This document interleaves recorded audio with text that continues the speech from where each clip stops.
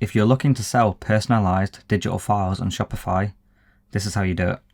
So you go to your dashboard, go to the apps page, install this app here, downloadable digital assets. You can do that by clicking on customize your store. That will bring you to the Shopify app store, and then all you need to do is search for this app and then install. Once it's installed, open the app, go to the assets page. You're going to upload your personalized asset. Click upload your files, and let's say instructions were personalized. So we click that. Once it's green, it's uploaded. You go to your orders page, and then when an order comes through that you want to attach a personalized file to, you click on the right one.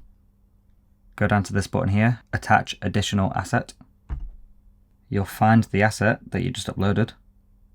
Click it, attach.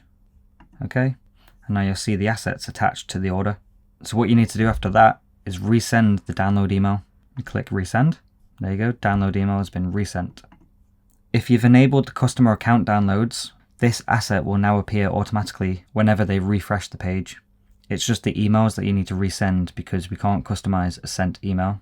And that's all you need to do to sell personalized digital files.